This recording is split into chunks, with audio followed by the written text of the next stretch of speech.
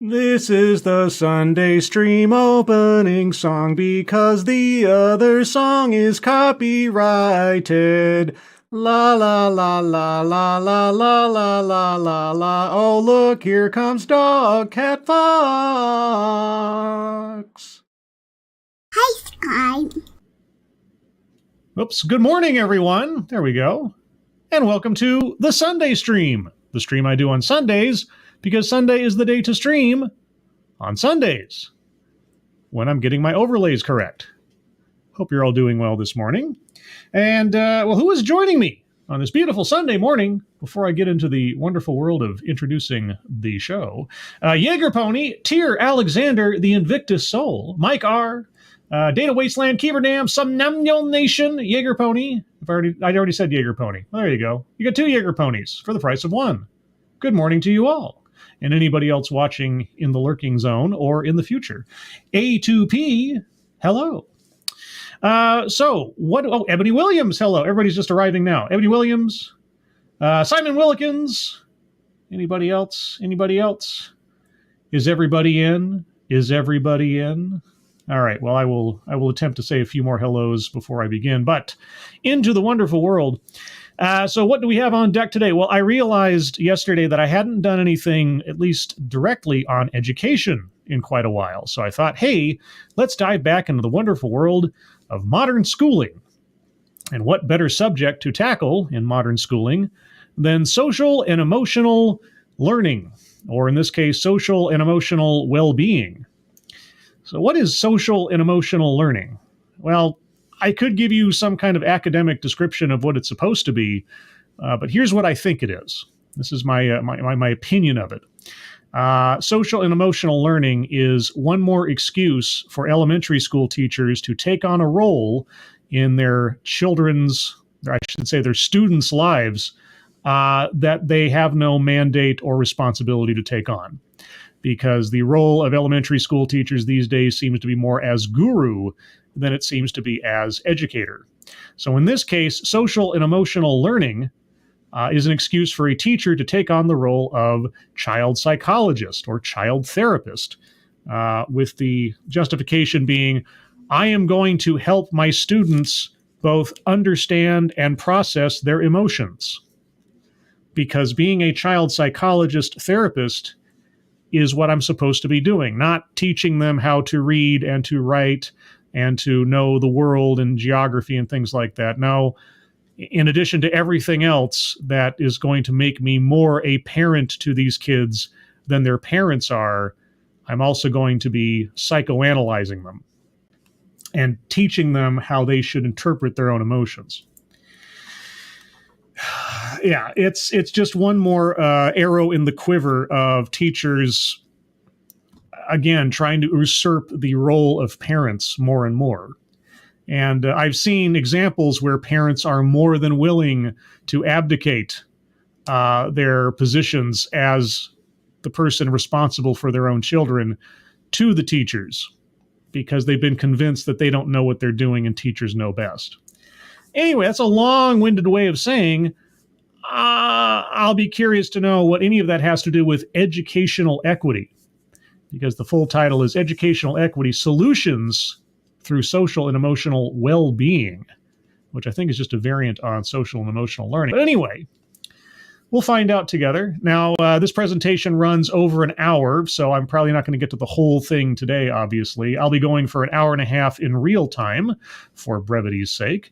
I will decide then if this deserves a part 2, but we'll find out together. Editorial note, I did take out a small section at the beginning where the moderator or presenter was going over some things not related to the presentation, but more talking about the association and upcoming events and things like that. So anyway, that's all preamble. Mike Savage, Lexi Mads, Nobody Not Me, Noah Asensio, J 2022, and Matt Barnes, if I already missed you or did not miss you, hello. All right, so we're going to get into it. A few seconds for a sound test. You guys tell me if you can hear it, and then we will proceed. Well, good afternoon, everybody. Good afternoon, everybody, except it's morning here, so you're already wrong. Everybody hear that all right? Let me know. Let me know. The Magister, hello. Sounds fine, says some Nemnol Nation. Well, if some Nemnol Nation says it sounds fine, then it's fine enough for me. Also, before I get into the deep of it, please take a look at the top of the chat box to the GoFundMes that Kiever Dam has so helpfully provided to our friend Shady Grin, Angry Illinoisian, and his kitten. Their friends and their families could certainly use your help if you have a couple of bucks to spare. So take a look at that if you would when you have the chance. But good afternoon, everyone. Thanks very much for joining us today on our webinar titled Educational Equity Solutions Through Social and Emotional Well-Being. I'm Philip Lovell, and I'm the Associate Director of All for Ed. All for Ed? Who's Ed, and why does he need so much help? With the support of the Robert Wood Johnson Foundation, MDRC, the Education Trust, and All for Ed have partnered to develop a series of briefs focused on how we can advance educational equity. Well, I am excited to find out what educational equity is. Our briefs highlight the importance of a systemic approach to meeting the needs of students and educators. On today's webinar, you'll hear from expert practitioners, as well as young people themselves about this topic. Oh, okay. Well, if they start interviewing children, I might skip over that stuff because I'm a little uncomfortable with having children give testimonials to things they've probably just been fed by their teachers and supervisors. So we'll see when we get to those things what they are. We're going to talk about the needed changes at the policy level, at the staff level, and at the program level. Okay. So we're going to begin here with an overview of our briefs. And at this time, I'd like to call on Jean. Jean, take it away. Okay, thank you. Over the last several years, MDRC has been going around the country finding districts that are trying in a systemic way to improve educational equity by making all students feel a sense of belonging and support so that they can fully engage in learning. How do you make all students feel the same way? I know I'm asking rhetorically. Maybe it'll be answered. I'm just trying to ponder that for a second. All students feel. What we heard when we found districts that were taking this approach is that change needed to happen at 3 different levels: at a policy level, at the staff level, and at the student level. The briefs we've written share with the field the types of changes these districts have made at all these 3 levels and what their change process was like. Okay. One of our first briefs discussed how most districts start the process by reviewing their policies to assess if any of them are inadvertently making things difficult for some groups of students. Some groups of students, you say? I think you mean demographics, but okay. Would you provide an example of what you're talking about?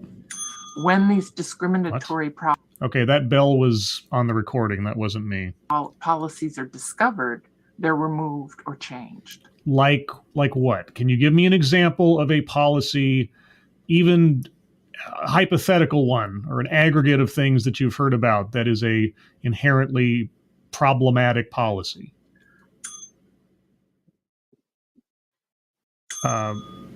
Okay, that's a fancy animation for telling us nothing. Next, educators try to root out and eliminate some of the educational structures that are blocking some students from learning. Such as?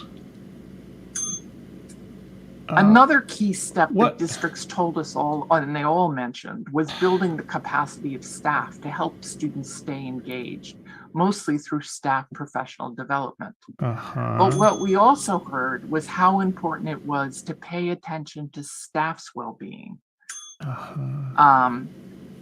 Is somebody ringing for the bellhop or something? Like what?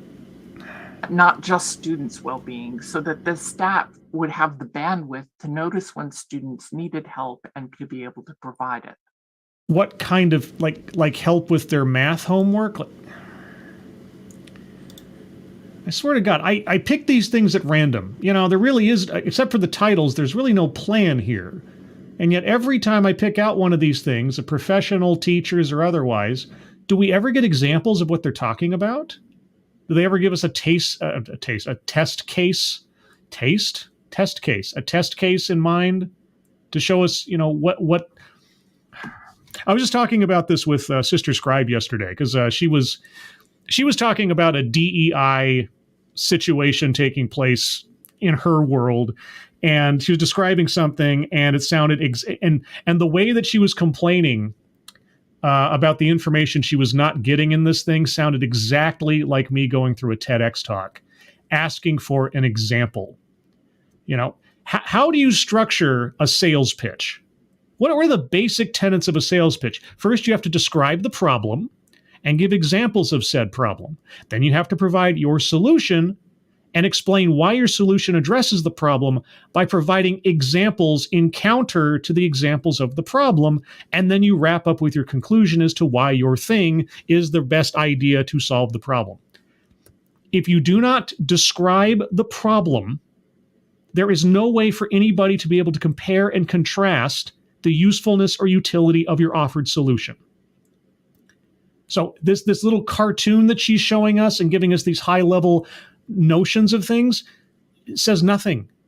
Nothing. And these are supposed to be professional educators? Thank you, Matt Barnes. I thought Sinatra was signaling you're on point. Maybe that's it. Maybe Sinatra infiltrated this discussion at some point. I don't know. But thank you. All right, well, dare I hope you're going to tell us what you're talking about?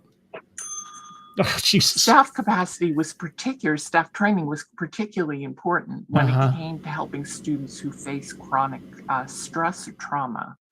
Chronic stress or trauma? Okay, again, are you staffing your schools with professional child psychologists? Trauma? What kind of trauma? One of our briefs highlights how trained adults can turn schools into healing-centered places. Healing for what? What kind of schools are you running here? That engage all students in learning, help them build their resilience, and reach their potential. Another set of briefs discussed what districts can do to help enrich the school environment, bringing in extra resources and supports and opportunities. Like what? To meet the needs of students, spark their interests, and enhance their sense of belonging. What? For example, one of our... What did you say? Did you say example? Oh my God, I got to back up. I got to take this in its fullness. She's about to give us an example, everybody. Be still my heart. Supports and opportunities to meet the needs of students, spark their interests, and enhance their sense of belonging. For example, one of our briefs talks about how districts have strategically partnered with community organizations to bring in resources. And another brief talks about how to incorporate service learning into a school's curriculum to build engagement into a broader set of students. That wasn't an example of anything. What? Engage community groups to bring in resources. Could you be more abstract? Are you kidding me? The final brief that will be released soon. We discuss things that districts can do to help strengthen the sense of belonging in schools. Like? Namely, by giving students more voice and choice. What? Embedding restorative practices into schools to maintain a sense of belonging, and ensuring that schools strategically help those students who have the biggest needs and provide them targeted services to help them. Boy, you know, I don't know if I've heard the word strategically used more in as brief a period of time, but at the same time mean absolutely nothing. Next, we're going to hear from the panelists. I think what we're going to hear from the panelists today is that change at these change at these three levels can be hard, and it has to be done continuously year after year. What? But I know, I'm a broken record. Thank you, Matt Barnes. That bell reminds me of the mountain man in the town meeting in blazing saddles yelling, "Reverend!" at every point made. Testify! Amen! Okay, lady, seriously, that was the worst introduction to anything ever, save for maybe, I don't know, the opening chapters to War and Peace. Could you be less informative? I bet you could be. But that said nothing about nothing. Maybe our panelists will do your job for you. As new barriers come and new staff join.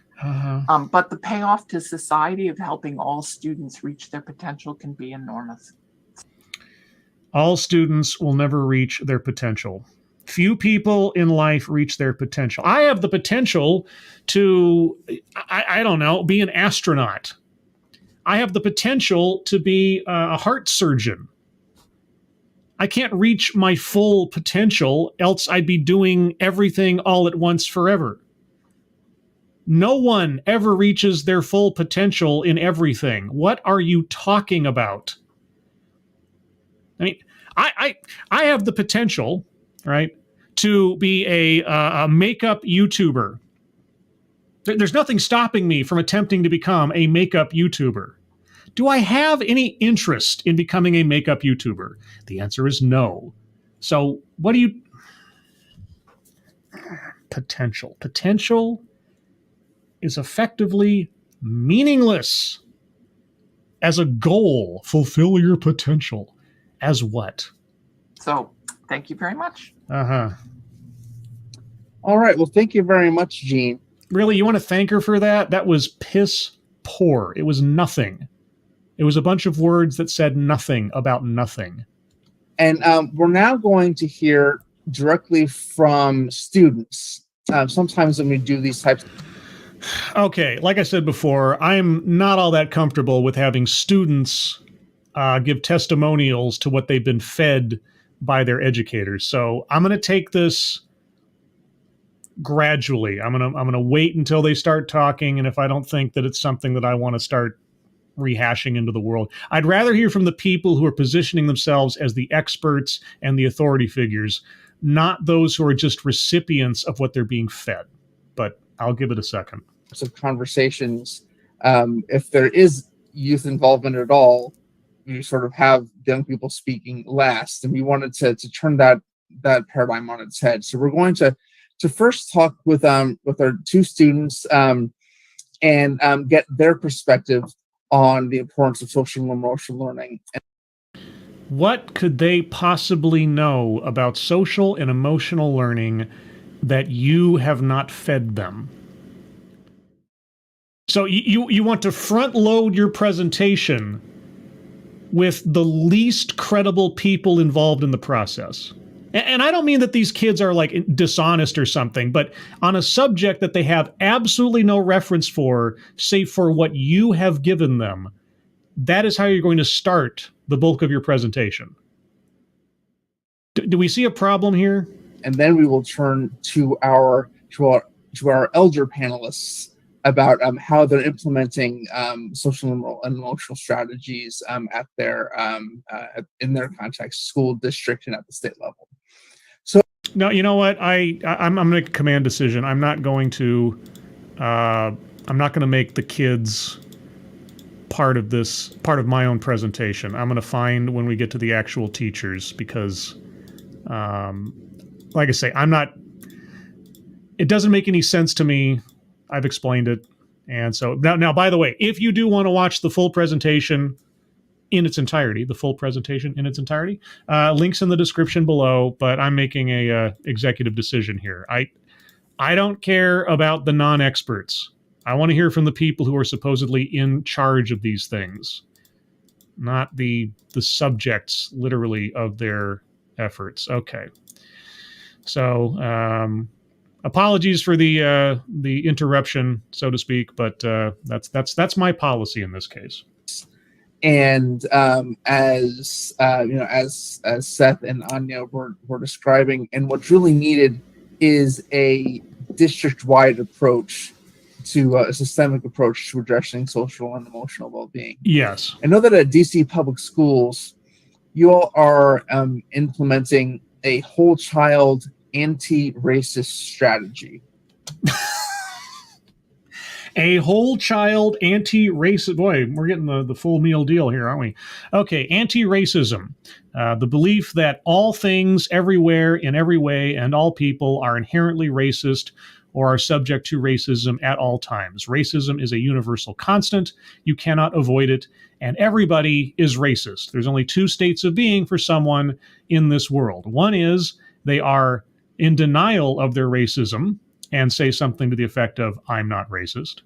Or they are in awareness of their racism and they confess to it, and therefore they are anti-racist because they're at least acknowledging their sin and going out into the world to try to defeat the sin inherent in others. That is anti-racism in a nutshell. And if you don't believe me, there's a talk from Ibram X. Kendi, the author of the book on such a subject, who explained it in just that way. But anyway.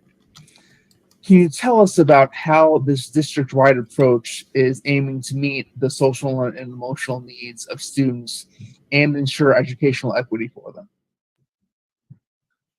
Yeah, wonderful. Thanks, Philip. And it's wonderful to be here. Thanks to All4Ed for creating this space. And it's an honor to be with all of our panelists, particularly the young people who just, I think, blew all of our minds about what's possible when you empower young people and give them the microphone. But also our DCPS and National Teacher of the Year, Alejandro, who we'll hear from in a moment as well. Whoa, what the? Holy cats. Brett-eyed. Can I get a whoo yeah? Sorry I'm late here. Love you, Scribe. Thank you, Brett. Brett, as always, you are far, far too generous. I really, really do appreciate it. And as always, such generosity will be paid forward as I am able. Thank you so much.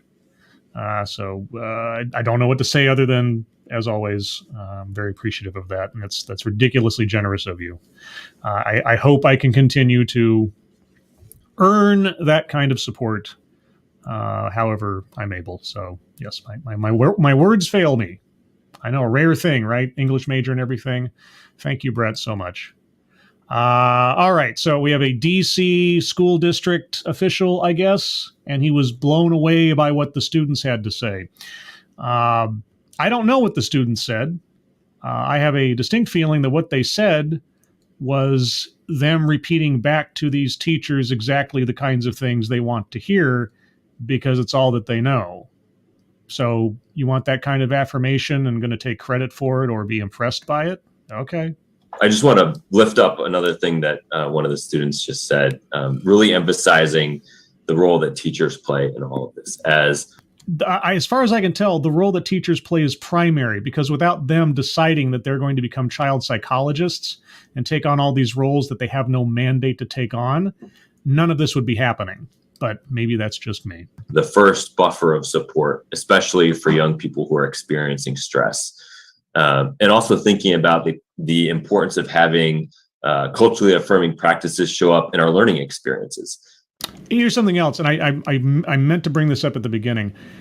And obviously, I've skipped over a whole part with the students talking, but for the portions that we're looking at, let's try and keep track how many times, if at all, parents are brought up in the equation of social emotional learning, etc., when we have our experts talking. All right, so let's keep our ears open for either direct mentions of or allusions to parents or home life in general. Okay. That the learning environment is intentionally created to support students, to help them thrive. And so for the past decade, DCPS has lived these kind of two truths at the same time. We have been both the fastest improving school district in the country in by what metric? Every single major category, from math to ELA to fourth grade to eighth grade, and every single one of those. Is that true? I don't know. I'm not being facetious. I have no idea. Has that been measured? Is that actually true? DC schools are ahead of the curve on everybody else?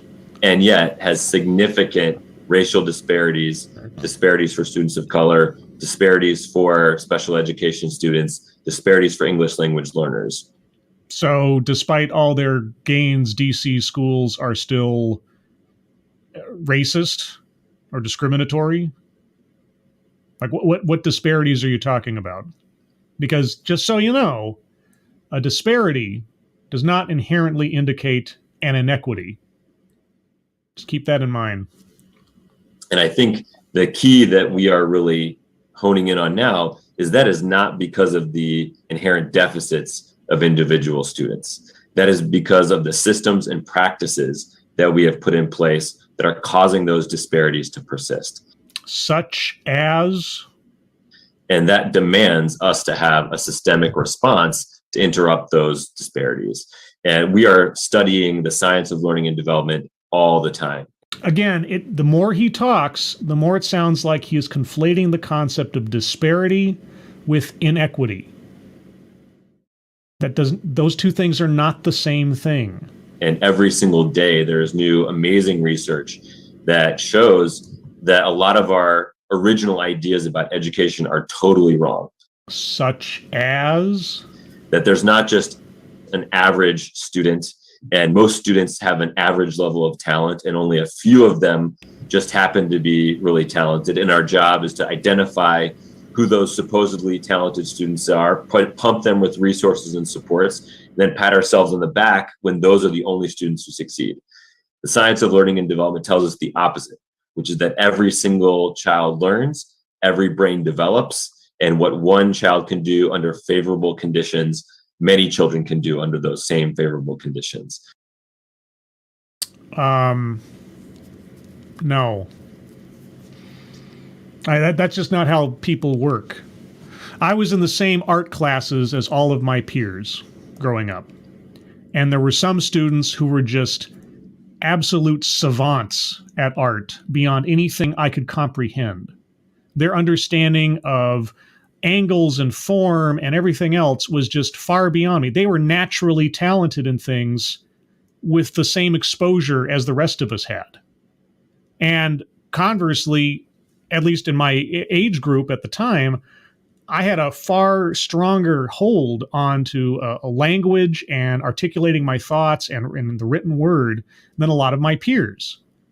But I wasn't being given any special instruction at home, and I wasn't being exposed to anything more so or less so than any of my other, peers, more or less. So no, that's not how that works. Everybody's different. Some people excel at some things and are deficient at others. That's just life. That's just natural. You're not going to have equality of outcome, no matter how hard you try, unless you lower the standards to the point where everybody succeeds because there's really no expectations. But then I don't know what you're talking about. I can only assume because you're not telling us anything. And so our job is to try and figure out how can our schools actually create those favorable conditions for learning so we can maximize the potential of every student. And so that science is causing us to embark on this transformation effort to become a whole child-centered anti-racist school system. Sorry, the buzzwords just overwhelm me. A whole child-centered anti-racist system. Okay.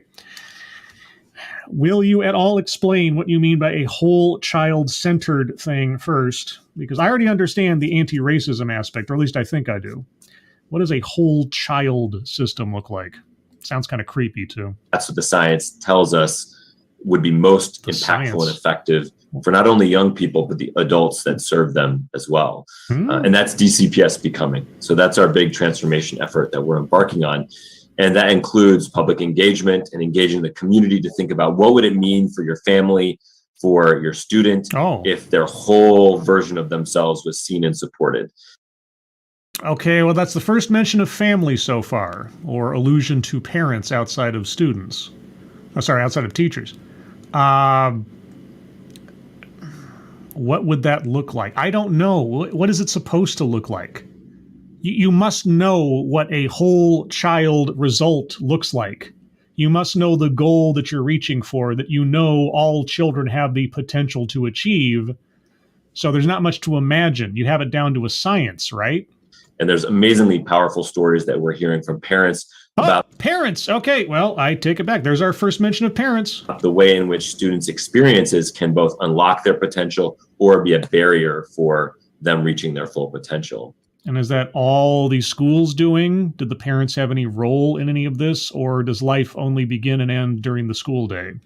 We're also focusing on capacity building. So we've launched Whole Child Teacher Academy, where over 100 teachers are diving into a whole year-long experience, diving into the science of learning and development, and then becoming champions and teaching all of their fellow teachers this summer and into next year. Is that a credentialed course? Are you actually gaining some sort of certification in child psychology or education or something? What are you talking about? We launched the second version of Anti-Racist Educator University for teachers to really dive into what does this work look like in practice to help every single student feel like they belong, that they're culturally affirmed. And we're also creating a tool with a resource library for what all of these practices look like, so that teachers never have to wonder or worry, what does this work actually look like in my classroom? How can I recreate what I'm hearing about? I would love to see that toolkit or whatever you're talking about, because I have a feeling I'd get a lot more detail out of it than I'm getting out of you guys. And someone also mentioned our restorative work. We're tripling our restorative practice team because we have seen that when schools have the support and capacity built to navigate these challenging situations with students, with adults through a restorative lens, we are actually able to have not only skills built, but to increase the likelihood that adults and students are able to navigate their own emotions better next time. And so that's a huge investment of our work as well. Yes, we're here to help students navigate their own emotions, because we are all armchair child psychologists. And still, I have absolutely no idea what he's talking about. It's all in these high-minded, abstract terms with no definition, no details, no specifics.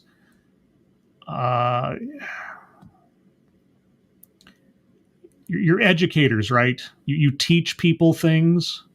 And we're systematizing this lens. So applying this idea of social, emotional, and academic development integration by design. So on the far end of your spectrum, you might have education is all about academics. On the far end of my spectrum. Yeah, that's one end of the spectrum. That shouldn't be just like the baseline. That shouldn't be the default. That's on the far end of the spectrum. Oh, okay, what's on the other end of the spectrum? And maybe some people say, oh, no, wait, behavior gets in the way, and so we need to fix behavior. We need to fix behavior.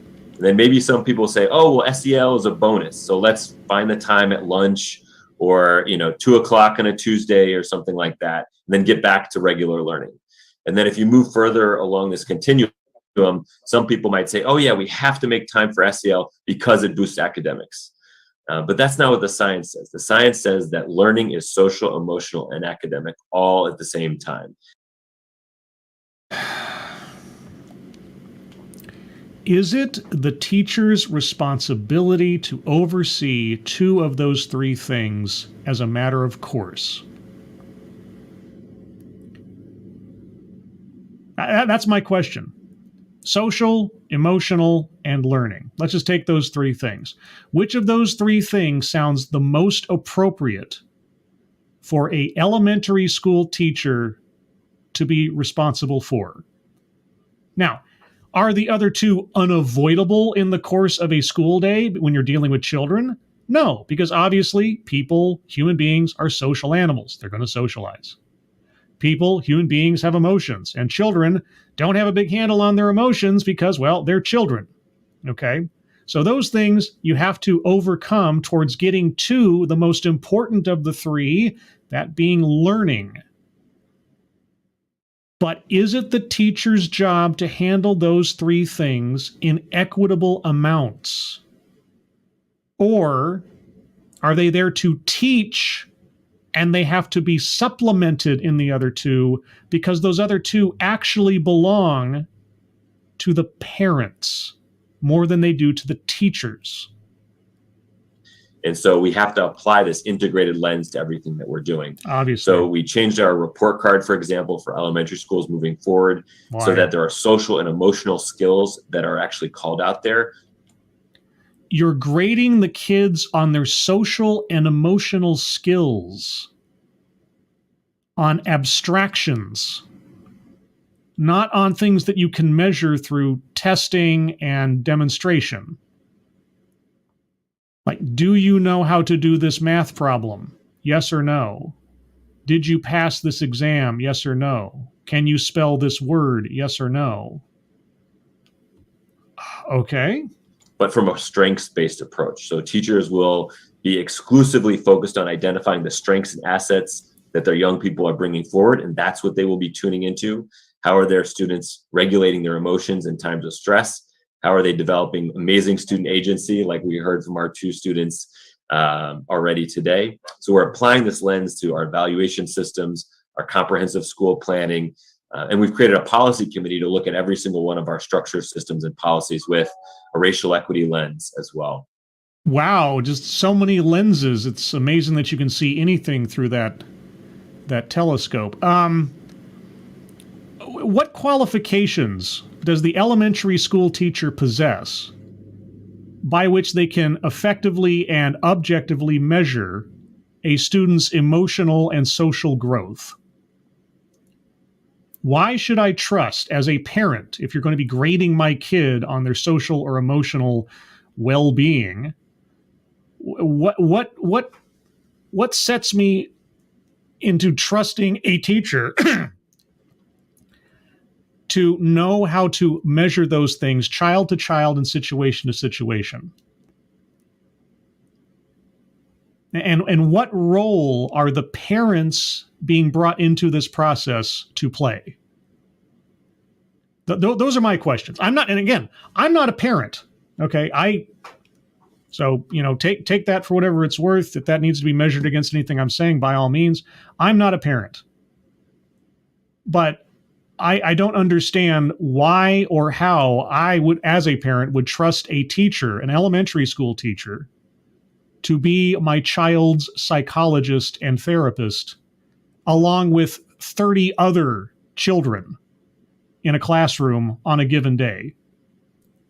And seriously, how much time do these teachers have to do all this stuff and also teach class? And then lastly, we're seeding what this work could look like in really inspiring sprouts, as we're kind of calling it, what this work looks like when you lift it up. And so we are funding a huge set of passion projects for students who are really interested in the arts, music, coding, robotics. We even have students who are going abroad, coming home, wanting to continue whatever they were inspired about abroad. Whoa. Okay. What grade levels are you talking about here? Students going abroad, that sounds like college level or maybe high school level. Are you just talking about all grades in this stuff? I'm confused. Let's see. There was somebody who said a thing of stuff earlier here. Where'd it go? Mike R says, definitely has quite the eye for spotting videos made by complete and total fucks.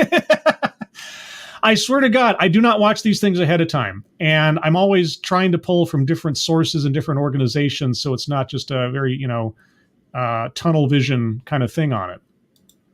I go by subject more than anything else. But somehow there just seems to be this common through line of big words, no details, high-minded ideas without even describing what the system or the process is. I mean, it is interesting. And again, this isn't a scientific study or something, but just as a random sampling of various groups of teachers and experts and so on, the similarity in the pattern of lack of information, lack of definition, either inability or unwillingness to describe in detail what they are doing. It's very bizarre that it's so common. So that's our Making Global Local program for students to get stipends to be able to actually pursue their passions in this work. Okay, you have to be talking about high school or college age kids now, right? you have to be talking about high level. And I realize the students that they showed weren't elementary school students. Okay, so we're talking about what, high school to early college years? Okay, what qualifications do these teachers have to be able to psychoanalyze and emotionally coach teenagers, let's say? And should that be their responsibility? What mandate have they been given to cover that in replacement of their own parents and family? For them to take the lead. We're also creating an experience this summer for every new educator to experience a day-long opportunity to ground in the local, racial, and educational history of DC. What? New educators come to DCPS and they might think, oh, the Capitol, the monument, the nation's capital. But really, there's this long history in DC that it's really important for people to know. And so hopefully after that experience, they will be able to begin their service with this becoming lens that they're applying to the work that they do every day. You mean the lens that you have crafted for them to see the world through and to be held to account for in your philosophy? They can't just come to the school and teach the subjects they're there to teach. Okay. And lastly, we are redesigning all of our high schools. So in partnership with XQ, we've created DC plus XQ to redesign all of our high schools over the coming years with this lens. And that is really, really inspiring work. So we can have. Okay, do you mean redesigning as in designing for social justice or restorative justice like we saw last week? Or are you talking about redesigning as far as policy, practice, and so on? Because you're talking about lens, so I'm assuming it's the latter. But you're not telling us, so I don't know. Thank you, Zero Depressive. Isn't it a video online with the professor lady chimping around the class while the students look completely speechless at the whole spectacle? Maybe that is the technique they mean. I don't know. I think I've seen such a video before. I've seen several videos like that before. I've been doing this a while now. But yeah, provide us an active example. Show us footage of this going into practice. Or again, just give us, even anecdotally, a success story. Like this school district or this particular school had this situation, and then we introduced social and emotional learning. And we did this, and we did this, and we did this. And as a result of that, blah, blah, blah, blah, blah, here are the great results, etc. Now, are they going to mention any downsides? Are they going to mention, what's going on behind the scenes? Are they going to mention about any kind of grade leveling or expectation lowering? Probably not, but at least it'd be something that if I were inclined to, I could then take myself after this presentation and look up to see how accurate was their assessment. All right. So at least as an observer, I could try to figure out and compare and contrast with what they said versus what I find out. But it's very, very suspicious to me that they never get specific. Why not? If you are so proud of this stuff, if you're so excited about this theory, why wouldn't you want to talk about your success stories? Right? Isn't that something I'm always asking for? Give us a success story. Give us a situation where your solution provided the answer. Why is that such a rare thing to happen, if at all? Have many more schools look like what Seth and Anya are calling out for all of this. And we know that there's a lot of people who are overwhelmed by the stress and adversity that young people are experiencing right now. And that can feel daunting. That sounds like a personal problem, and you need to get over yourself and be a professional. That'd be my first reaction to that. But the science of learning and development tells us that we can actually not just cheerlead the few students who end up beating the odds or feel like it's such a hard road to hoe. We can actually change the odds for young people. And when we use the science of learning and development to create favorable conditions for learning, then every student can unlock their full potential. Change the odds. Well, I don't know. If you pass everybody, then yes, you're changing the odds. You're stacking the deck. I mean, that's what it's been sounding like has been going on in a lot of schools, lowering the expectations when it comes to math and science and so on, so that more kids can, at least by the level that you've lowered things to, pass, and you can look like you're having an improvement in results, when you're actually just manufacturing an improvement in results. But again, I don't know what you're talking about. And that's the kind of system that we're going to. We know we are nowhere near where that needs to be, but the science has compelled us, and our racial equity charge has compelled us that this is where we need to go. So what is where you need to go? What metric? Okay. Students are either passing or they're not passing. Their grades are either low or they're high. They're either getting this award, that award, or they're achieving this or that. By what metric are you measuring success? And what is the goal metric? There is a number. Somewhere in this, there is a number representing something that is the goal or the ideal. What is that? What is that measured by? Why are you unable, lack the ability? You have the inability. My own words are lost on me. Why is this so difficult? Why? I sound like a little kid. Why? We, yes, have been the most improving district in the country for the last decade. But we have so much more to go, and this is our journey that we're embarking on. Great. Okay. I'm glad to hear it. Thanks, Mike. Before we I have a question for Alejandro. I want to stick with you for just a moment. Real quick from Spudgun. Thanks for the show, chap, but there's only so much idiot I can deal with. Him, not you. Have fun, chat. I get that a lot. I get that a lot, and I completely understand. It's very frustrating. I mean, it's very frustrating to listen week by week to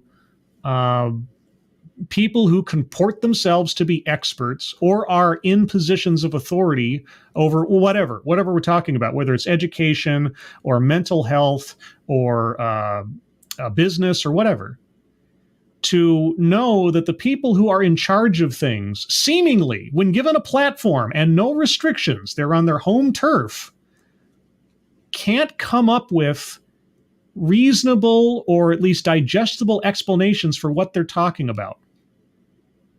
And they're in control of people's lives, either as employers or educators or healthcare providers. And yet, without anybody sort of penning them in, all we hear is most of the time gobbledygook and just amorphous notions. And I have to wonder, it's like, well, what's going on? If these examples, if these subjects that I'm looking at week after week, if they're the ones in charge of stuff, it gives me a very bleak sense of the world. It really does. I mean, you guys are undoubtedly very busy, from passion projects to your work on restorative justice and your professional learning for educators. Boy, we're just getting everything: restorative justice, anti-racism, social emotional learning. It's just going across the board here. Subjects that weren't even in the title. I know your work is specifically described as being whole child and anti-racist. Yes. Can you talk about the intersection between your work and the intentionality behind it to be anti-racist? For a second there, I thought he was going to ask him to describe and define these things. No. The intersectionality of these things and the intentionality, like, you are all made of nothing but buzzwords, aren't you? There's no specificity in anything you're saying. Yeah, absolutely. And this goes back to that dual truth that we were talking about earlier. We've seen some districts really commit to equity work, and we've seen other districts really commit to SEL or whole child work. Okay, and how does SEL and whole child work differ from equity work? I thought whole child work was an effort to achieve equity. So why can't SEL and whole child work not also be equity work? What is the differential between these things? I know I'm not going to get an answer, but that's where my brain is going and trying to understand this. But what we are really calling out and learning from the science is that these have to be integrated together. But I thought they were part and parcel. if you're treating or you're educating, quote unquote, the whole child, then you're not leaving any part of any child behind in the process, right? So you're treating the child equitably, right? You're giving attention to all, the whole, whatever. How are these things fundamentally separate from one another? That if a student is experiencing incidents of racial bias. Such as, from what source? Other students, teachers, home life, what? Or if they are not feeling like their identity is being affirmed. Their identity is like, how? You're on the ground, you're running the school district or something. Can't you give us an example? Just an anecdotal example. You don't have to use any names, but just explain what you're talking about. Give us a situation that you had to tackle in school. Then they will not be as open and available to learning as they could be.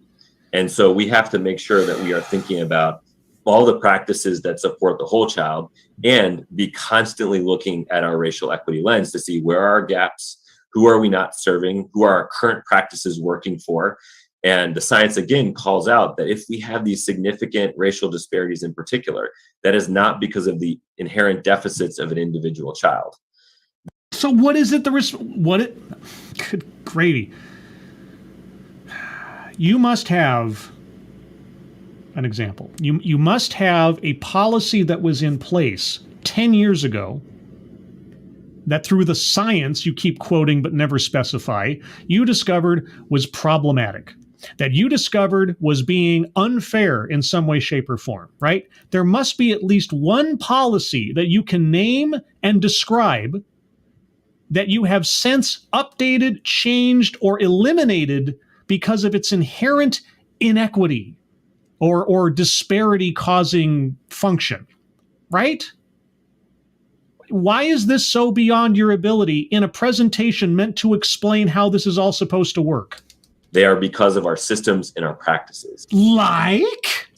And the science also tells us. What science? The science, it almost sounds like you're talking about the Bible, you know? The Bible also tells us. What is the science? Where are you getting this science from? What study? What paper? What institution? What? The science. You're making science sound like a faith-based system. It's not supposed to be a faith-based system. That when we create favorable conditions for learning, the kinds of conditions that Seth and Anya were calling out, then students can unlock their full potential. You're just repeating yourself. You're not saying anything you didn't say in your first section. You're not saying anything different. We've heard all of this almost by rote already. Are you just a bunch of cue cards? Are you a living teleprompter? Do you have anything that isn't on script? And have all of their talents realized. And so no one has all of their talents realized. No one, unless you're an absolute savant, Beethoven, whatever. But I'll tell you what, I bet you Beethoven didn't know how to make a plate. I bet you if you put him in front of a kiln, he'd have no idea what to do. Now, of course, if somebody goes back and looks up and finds out that Beethoven was actually an expert potter, I'm going to look like an idiot. But you know what I'm talking about, okay? Not everybody can do everything that they're capable of doing. They don't. We think there are so many students who right now are not having their talents fully realized. And so this is why we really need to merge these two ideas into one integrated concept where we are constantly thinking about the disparities that we have and inspired by the science to change our systems and our practices because we know that is what is producing our disparities. You did not answer the question. Even as abstract and nonsense as the question was, nothing you said answered it. Nothing you said spoke to the question. Okay? I got an abstract question for you. Okay, let's say you have a student, because obviously you have several. Let's say you have a student and you believe that they have talents that they are not expressing, that they have talents that they're just not, having invested in, all right? And so you believe that this kid has the talent, the hidden talent of mathematical expertise, and you keep trying to awaken this talent in this kid that you know they possess, you know it, you just got a feeling. The science has told you that this child possesses within them the potential to become an expert mathematician, on top of being an expert spelling vocabulary possessor, as well as being an expert football player. Every talent they possibly, but you know for a fact that they can be an expert mathematician. But for some reason, they're just not interested. They don't care about math. They'd rather paint. That's something that they enjoy doing. They don't like math. They can do it if they're forced to, but they don't like it. They have no interest in developing that talent. They want to go do art. What do you do then? Do you believe that the child is lying? Do you believe that the child possesses some unseen barrier that it's your responsibility to unlock so they suddenly love math? How does that work? What do you do with the child who is not interested in all the potential you think they possess? What is your responsibility then under this philosophy? I would love to know the answer to that question. No, thank you very much. All right, so where the rubber hits the road, the interaction between young people and the teachers. Alejandro, I want to bring you into this conversation. So real specifically, what strategies can educators use to address the social and emotional needs of students? And in your view, how do these strategies help students to fully engage in the school experience? Yeah, thank you. First, I wanted to say thank you, Anya and Seth. Those were amazing words. I was taking notes the entire time. I've always said that students know the best and are the experts in, knowing what's best for them.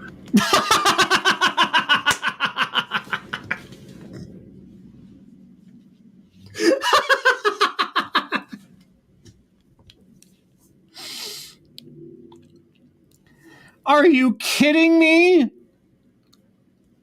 Students know what's best for them. They are the experts. Well, hell, dude. Well, hell, just leave. What? Why are you even there? Why even have teachers? Why have curriculum? Why have schools? Just let them run free. Like free-range chickens. They know what's best for them. They're the experts. They don't need any guidance. They don't need any structure. They don't need any discipline. They don't need any education. They already know everything. Well, hell, everybody here is completely moot, isn't it? The idea of schools, the idea of teachers, the idea of education. Heck, who needs parents? Just let them run free. Are you kidding me right now? Really? That's your philosophy going into the classroom? I'm assuming this person's a teacher. I don't know. If there was an introduction, maybe I skipped over it accidentally. But assuming that you are an educator, that is your philosophy going into the classroom. You're going to defer to the wisdom of your students on what they need to know, etc. Really? So you are,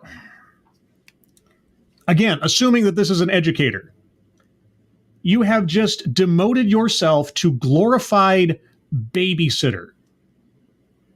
Is that it? So I know that with you two in charge, we're definitely in good hands. Really? After that showcase, we're in good hands? Okay.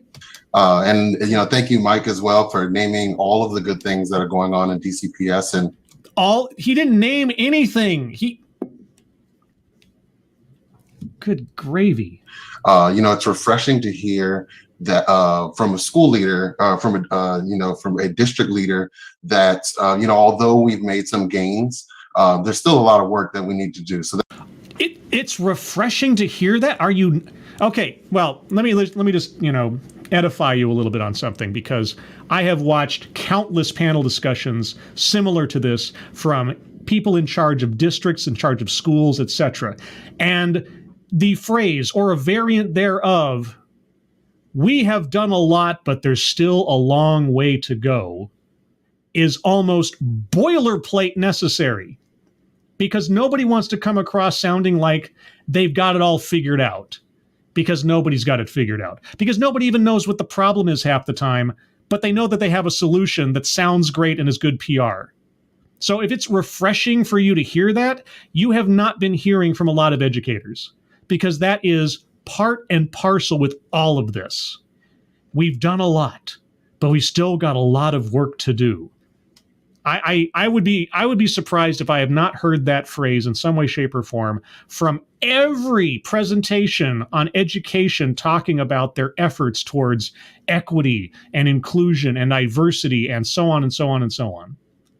So if that is a rare thing for you to hear, man, I don't know what to tell you. It is not uncommon. That's, always refreshing to hear. For me in my classroom, this year I'm teaching second grade. I've taught. Okay, so you're a second grade teacher, and you go into the classroom as a second grade teacher, believing that your students are already the experts on what they need to know and do. Second grade, that's like what, 7 years old? 6 or 7 years old, something like that? Second through fifth at the elementary level. And I think that it starts with knowing our students and knowing the needs of our students. We can't really understand the needs of our students if we don't really know them. We can't address their emotional or social or developmental needs, if we don't know them personally and if they don't feel comfortable and safe with sharing these things. Sharing what things? Okay, knowing your students. If we are actually going to limit ourselves to the teacher-student dynamic and nothing beyond that, knowing your students is, okay, everyone, let's find out what your aptitude is in math. We're going to have a basic math test. Let's see who needs help as we gradually move upwards in the difficulty. And then those that need help can be helped by those other students who already have it down. Or maybe they need special tutoring.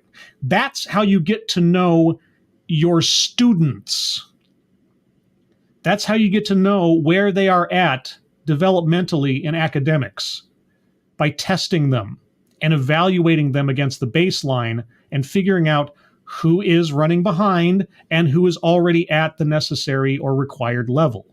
It's very mechanical, I understand, but that should be the focus first and foremost on quote-unquote getting to know your students. Now, getting to know them on a personality level, by their name, little idiosyncrasies and so on, yeah, that's unavoidable. We are social beings. But the focus, the baseline, the default should be, where are they at academically? Everything else is peripheral. And anything that does not need to be addressed in the classroom is not your job. That is the parent's job. That is the family's job. And I know I'm speaking, ostensibly to this teacher in particular, but I'm effectively talking about all of this philosophy of teachers believing that they are something more or should be something more than, at the baseline, educators, and not psychologists and not therapists and not best friends. But perhaps I digress. And like Anya mentioned, all students have different needs, similar to, academically, all students do have different social and emotional needs. And we as teachers and school officials must start by creating an environment where they're able to freely and openly share these needs. Our students have been learning from home for nearly 2 years. And there's so many social, emotional, and developmental skills that they weren't really able to practice while being at home. And that practice is so important for elementary schoolers. And that's had an impact on students at all grade levels. For instance. Okay, this is something that I don't think I've talked much about, but the lockdown over the course of the pandemic, or the high part of the pandemic, let's call it. That, as far as I'm concerned, amongst so many other governmental and administrative flubs, I'll be kind and say flubs, that was a damaging one, because kids do need to socialize. There is a lot to benefit from in making connections in their brain and assessing the world and so on by being around other people and learning in a school environment, etc. That is something he's not wrong when he says that was a detrimental event of so much homeschooling and so much deprivation of socialization. He's right about that. But here's the thing that I keep getting a sense of, that the teachers now feel it is their responsibility to make up for that deficit in socialization by becoming therapists. Like that is now their call to arms.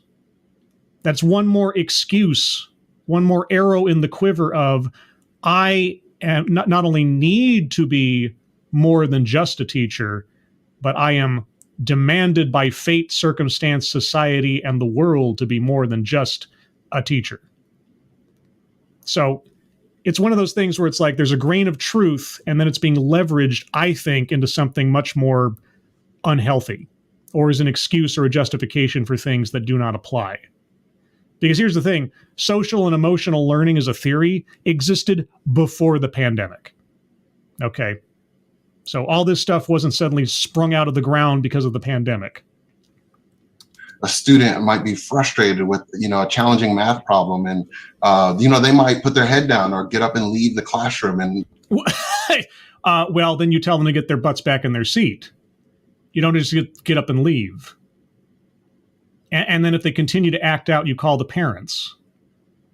What? We as teachers, we might think, wow, it's just a math problem. That's no reason to leave class.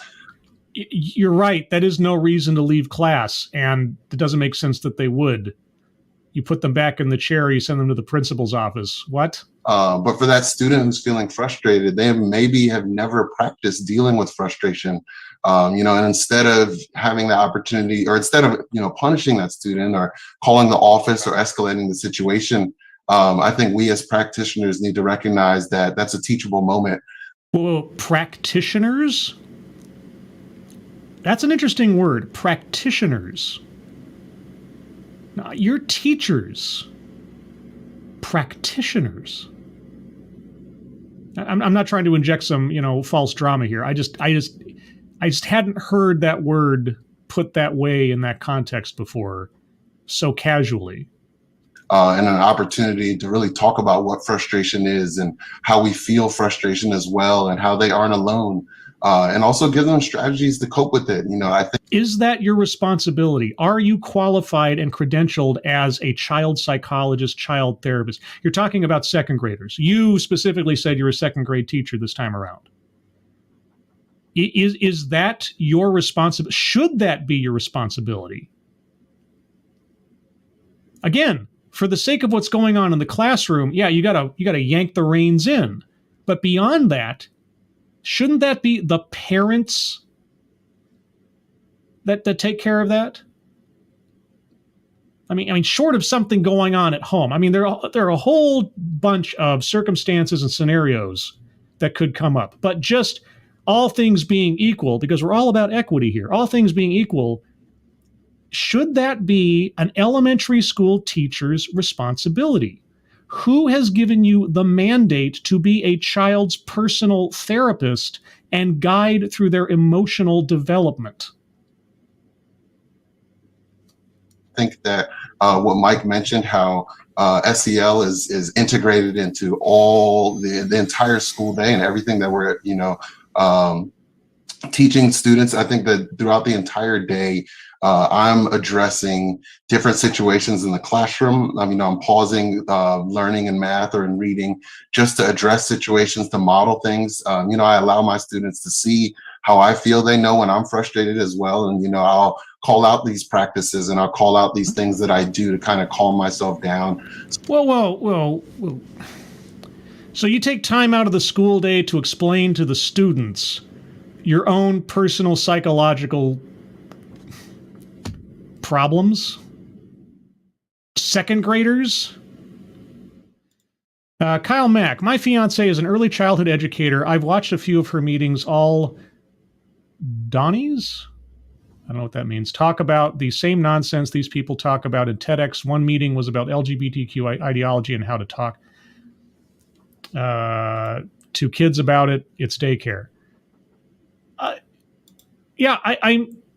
I'm absolutely baffled right now. This guy is saying that Again, I don't know. Since he's not giving us any specifics, I'm just going to assume from what he's told us that he is teaching second grade and he takes time out of his day when he sees a kid frustrated to stop everything and start explaining to the students about his own frustrations and how he deals with frustration and da-da-da-da-da-da. They're second graders. Most of that is going to fall on functionally deaf ears because of cognition and also because of attention span. And that's not your job. You're not there to vent to your students about your own problems. First off, that's unprofessional. That is grossly unprofessional. Secondly, it's counterproductive and it's a waste of time. And depending on what you're talking about, it could be just highly inappropriate. But this is something that you do. This is something that is part and parcel with your own process. Okay. So I think that, with students missing that for 2 years, missing the teacher modeling it, missing us practicing it in class or. Oh, I see. So your ego got bruised over those 2 years because the kids weren't around you. They weren't around you as much. Oh, so your feelings got hurt. So now you need to remind them how important you are. Now, see, I'm not a psychologist, but I do own a couch. And I might be reading between the lines here a little bit, but hey, in the absence of any more information, what other option do I have? Practicing it at recess, I think that, it's had an impact on students. So, I'm sure it's had an impact. Positive, negative. You want to quantify that? And like I said, every student in school community is different. Are you sure? Because I was just told a little while ago that all of them possess the same potential for everything forever. But okay. But I think as practitioners, it's our job to, one, create the environment for students, two, identify those needs, and then three, create a plan to address those needs, especially because we're seeing them so often, now that we've returned back to in-person learning. Okay, now I honestly don't know because I'm not steeped in the industry, let's say, of teaching and so on. I'm not a teacher, etc. Is practitioner a common term to be used in referring to educators, one to another or to yourself? Because I just find that, I was an English major. Words are very interesting to me. And word usage, or the lack thereof, depending on the circumstance. Is practitioner out of bounds, do you think? Or is that common parlance? I don't know. Okay, it just sounds odd to me as a layman, but maybe that's just, standard glossary of terms amongst teachers. I don't know. Well, thank you. I think we've talked a bit about, and Mike certainly spoke about the need for professional learning. Define professional learning in this context. And I'm curious, is there an example that you could provide us of professional learning that you've received that maybe gave you either an aha moment or where you could see just the practical application of it in your classroom? Oh my God, he asked for an actual active example. I don't know what to say. I'm kind of having one of those moments. What? What is that? What the fuck is that? Now, usually I would use that stinger for something that just baffles me. That just makes no sense.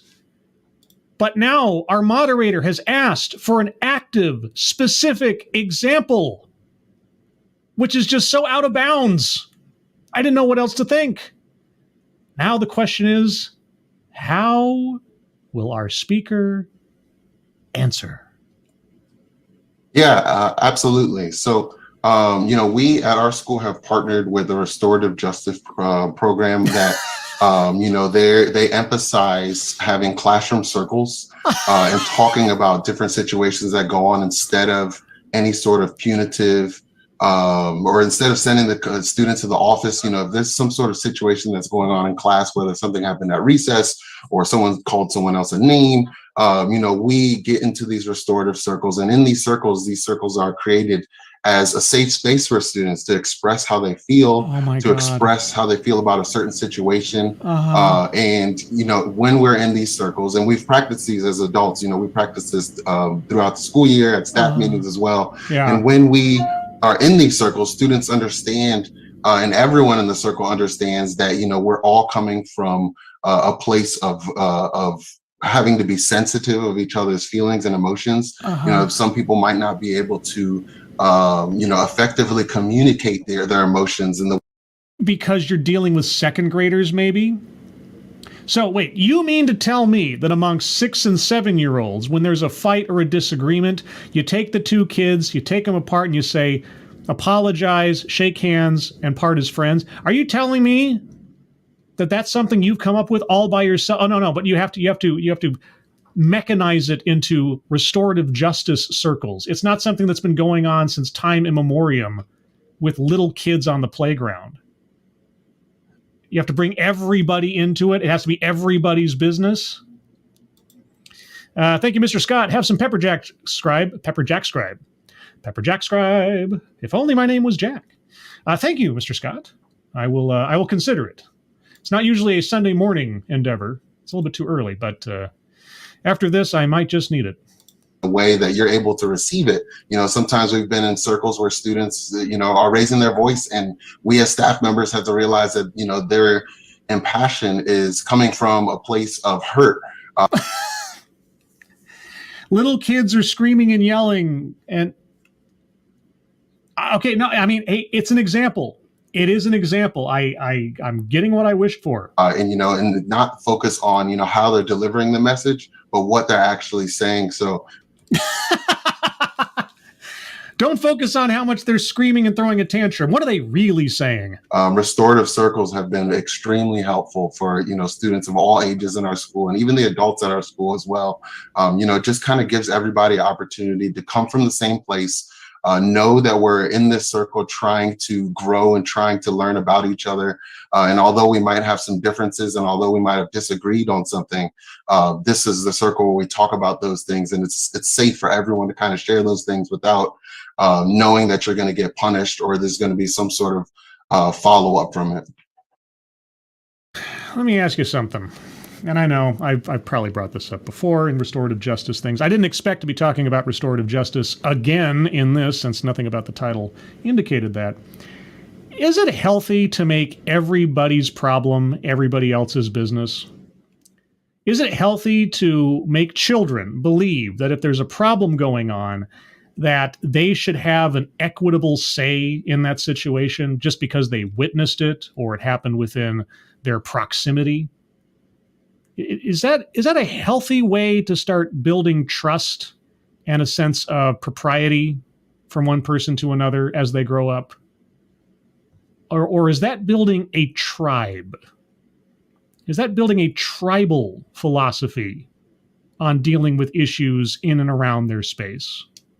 Now, I know I'm sounding all like, high and mighty and authoritative and sarcastic and everything, but I am, in a way, not meaning to be facetious. I am curious if that is a healthy way to teach children how to deal with conflicts that do not directly involve them. And not instilling in the idea that everything that happens within their earshot is now their business. Great. Now, thank you for that specific example. So, I'll credit you that it was much more specific an example than anything that has been presented so far. So, credit where credit is due. I have a question for you and for Mike together, and certainly, Sharon and Anya and Seth, feel free to chime in here as well. I want to go back to the conversation that we were having around educators, and recognizing that students are not the only ones with social and emotional needs. Teachers certainly do as well. So what are some ways that we can support educators And is there anything from the briefs that you might highlight as a policy or practice that you think others should focus on as well? How should we help educators? I don't know. Are they full-grown adults who are responsible for themselves first and foremost? And beyond that, what is the responsibility of other teachers to everybody else's emotional and social well-being? Like, how do I help an educator? Well, let them vent on a smoke break, invite them out for a drink afterwards. What? Hello? Okay, well, you didn't assign anybody to talk, so you really need to point somebody out and say, how do you respond to this? Because you just kind of left it up in the air there. So, Alejandro, as our resident teacher, why don't you start first? What are Why don't you start first? Let's go back and listen to that one again. Should focus on as well. Let's go. Yeah. So, Alejandro, as our resident teacher, why don't you start first? What are the best ways that we can support the? Yeah, Alejandro, why don't you start?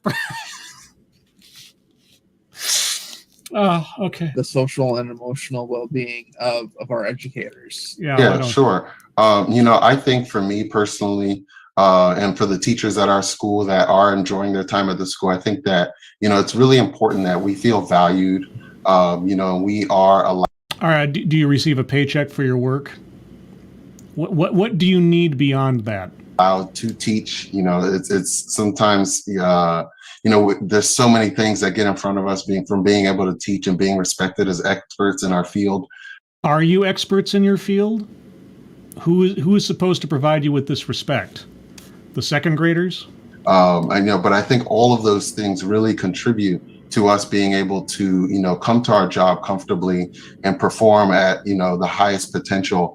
But, something that Seth and Anya both mentioned as well is that, the students feel this, the students see this, they see teachers coming in frustrated. Yeah. So here's a tip. Don't come in frustrated. Be a professional. Leave your personal quibbles and things behind. Practice some professional distance between your personal life and your professional life. Or, dare I say, in short, grow up. And that affects the entire class.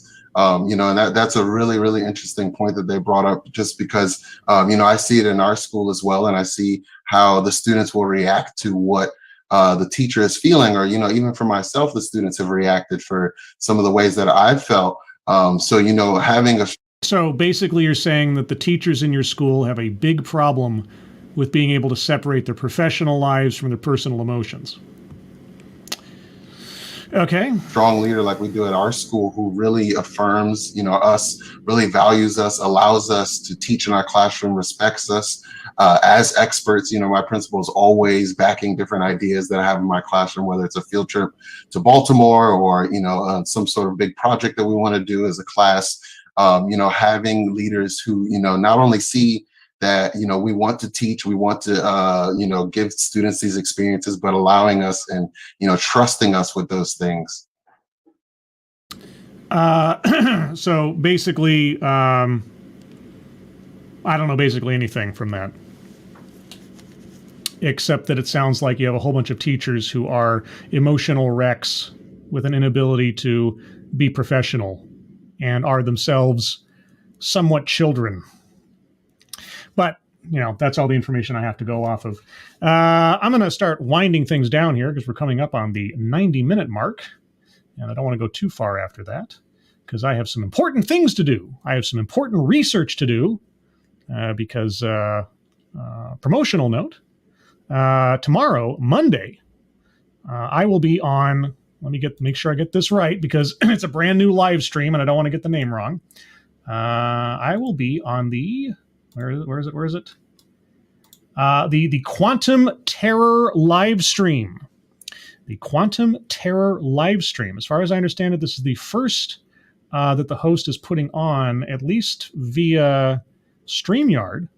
Either way, it's going to be a panel discussion talking about H.P. Lovecraft in media and some specific pieces of media, some portions of the recent Love, Death, and Robots season on Netflix, and specifically at least the first episode of the latest season of Stranger Things, which I haven't seen yet, which I plan on watching after this program. So look for me there. I'll have a link out today, tomorrow, etc. I'm just one panelist, one guest. I hadn't expected to be on a panel. I sort of an amorphous invitation went out, and I just kind of latched on, and there I go. I'll be there with Pop Culture Minefield, and it is hosted by Christopher Moonlight Productions. So keep an eye out for that. But as I tooted my own horn, let's see what you guys have to say. Mike Savage, that is the end result of bring your authentic self to work. Things spouted the past decade or so. Yes. Bring your authentic self to work. Bring your whole self to work. Break down the barrier between your personal life and your professional life. No, we want you to do that. We want you to integrate your non-working life with your working life so you can't tell the difference between the two. Now, I don't know if that is what is affecting our speaker here and the other teachers at his school to not be able to turn off their personal problems before they walk into the classroom and be a professional, but that is one of the things I think you risk by starting either a company or a corporate or a school culture of bring your authentic self to work.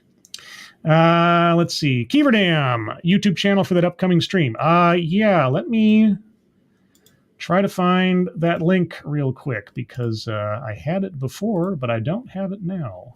I don't have it handy, unfortunately, not in front of me. And it would take me more time to look for it than it would be to. So just keep an eye on my Twitter, follow me on Twitter, and I'll put it out there when I can. If you look up the Quantum Terror live stream, there should be a scheduled event on YouTube, or in the future, you might just find it by that. Let's see. Scrappy. First two seasons were outstanding of Stranger Things. Third one lost me.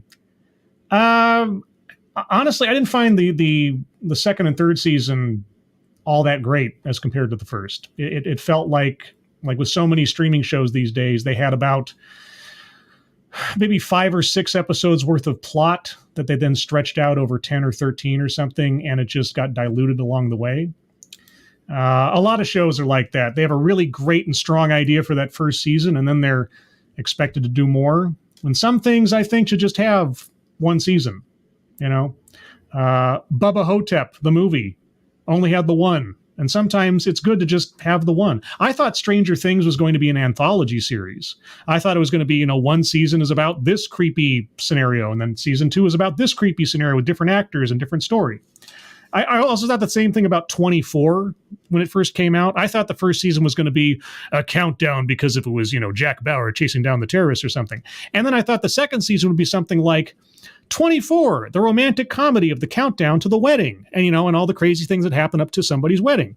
I thought you could take that format and do a lot of interesting things in a lot of different genres, right? Imagine a 24 season that's about a Western, and the countdown is this old clock tower, stuff like that. I thought that'd be a fun, interesting thing to have happen, but that's not what they did. They took one thing and just kept beating that horse until it was dead. So anyway, that's just my hopefulness. Let's see. Some Nemnial Nation. I have never worked a job where I needed affirmation. The affirmation is a completed job. The only affirmation you should expect is your paycheck. If you're going into a job expecting to be patted on the back or handheld or given something else, don't get me wrong. Extra benefits, extra things at a job make things attractive to go from one job to another, depending. But if you're going to be pragmatic about life, hope that you get paid for your work. And if you don't, find a different job. Outside of that, I don't know what else you're expecting. And one of the problems I see with a lot of these companies these days is they're setting the expectations so weirdly high and weirdly personal that incoming employees from this generation, let's say, are immediately coddled and immediately instilled with the sense of entitlement for things that have nothing to do with simply completing your job, but are all the extra peripheral things that are supposed to bait people into coming to work for you. And I'm not saying you shouldn't be allowed to do that. If companies want to do that, that's up to them. But instead of having a baseline philosophy of an honest day's pay for an honest day's work, first and foremost, and nothing more, we've moved so far beyond that as expectations that there are demands for things and a attitude about things that I think is both unproductive, unprofessional, and unhealthy. But as far as anything else, that is the unbeginning of the show, because that's the end. Everybody, thank you so much for joining me today for this escapade into frustration. I don't think I'll be doing a part 2, but who knows? I might change my mind by next week. If you'd like to hear more from me, well, you can find me on the Quantum Terror live stream. That's tomorrow, Monday, at 9:30 a.m. Pacific, 11:30 a.m. Central, and 12:30 a.m. Eastern Time, or 12:30 a.m., 12:30 p.m. Eastern Time. And then after that, on Wednesday, apparently, the next episode of Obi-Wan Kenobi comes out, and boy, oh boy, I can't wait to dive into that dumpster fire. So sometime that morning, I'll be doing a review of Obi-Wan Episode 3. And then on Thursday, per usual, TED Excellence at 6 p.m. Pacific, 9 p.m. Eastern, for another off-brand TED Talk for education and enjoyment. I call it Edujoyment. Everyone, thank you so much for joining me. Moderators, thank you for keeping an eye on things. Even though everyone here is so well behaved, you have very little to do. Everybody who donated, either to myself, certainly, thank you so much. And as well, if you happen to take a look at the top of the chat box to the GoFundMes for Shady Grin, Angry Illinoisian, and his kitten, if you have a couple of spare bucks, please consider sending them their way. And again, thanks for joining me. Hope you all have a good rest of your Sunday. Hope you all have a good Memorial Day. To any veterans out there, I know it sounds all Hallmark card, but I really do mean it. Thank you for your service. And be sure to remember how we are here today able to do and say the things that we're able to say, because it's due to the sacrifices of those that came before us. So everybody, have a good rest of your Sunday. Have a great Monday. And stay safe and well. If you're not well, please get well soon. And I'll see you on the next one. Take care. Bye-bye.